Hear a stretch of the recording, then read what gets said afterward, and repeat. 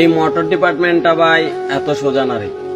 এই মোটর ডিপার্টমেন্টটা পা রাখলে আগে নিজের জানটা জমা রাখতে হবে ওই জমের দুয়ারে, আপন মানুষগুলোরে ত্যাগ করতে হবে, প্রিয় মানুষটারে ছেড়ে দিতে হবে।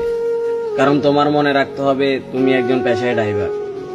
খাড়া রোদের তাপ, ইঞ্জিলের অতিরিক্ত হিট, নির্ঘুম রাত, বর্ষার বৃষ্টি, শীতের কুয়াশা, সব মিলিয়ে জীবনটা যেন এক নরকের মতো।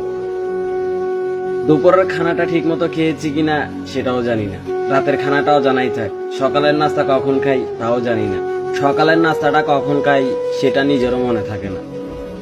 এই মোটর ডিপার্টমেন্টে পা রাখলে ভাই ফ্যামিলির মুখে হাসি ফোটানোর কথা ভাবতে ভাবতে নিজের মুখে হাসি আছে কিনা সেটাও ভুলে যাইতে হবে।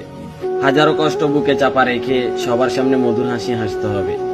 এই মোটর ডিপার্টমেন্টটা ভাই এতটাই খারাপ যে এই মোটর ডিপার্টমেন্টে পা রাখলে কেউ বলে নেশাখোর, কেউ বলে নারীর দেহলোভী। আসলে ভাই আমরা আমাদের পরিবারের চাহিদা মিটাতে মিটাতে আমাদের সুখ আহ্লাদ সব পায়ের নিচে মাটি দিয়ে দিয়েছি। নিজের মুখে কখন হাসি ফোটাবো সেটা নিজেও জানি না। আসলে ভাই একটা কথা কি, তবে আবার এই মোটর ডিপার্টমেন্টে এসে নিজের গর্ববোধ করি, নিজের পেশাটার অনেক সম্মান করি। কারণ এই মোটর ডিপার্টমেন্টে আসছি বিদায় আজকে এই পুরা বাংলাদেশটা ঘোরার মতো সৌভাগ্য আমার হয়েছে, প্রত্যেকটা ড্রাইভারেরই হয়েছে। আসলে ভাই এমন সৌভাগ্য কয়জনের হতে পারে যে পুরা দেশটা ঘুরে দেখার মতো এই যে প্রাকৃতিকের অপরূপ দৃশ্যগুলো, এটা একমাত্র আমরা ড্রাইভাররাই উপভোগ করতে পারি। কয়জন আমাদের মতো এইভাবে পুরা বাংলাদেশটা ঘুরতে পারছে। আর ভাই কি বলতাম পুলিশ মামাদের কথা, তারা তো আমাদেরকে স্বপ্নও দেখে।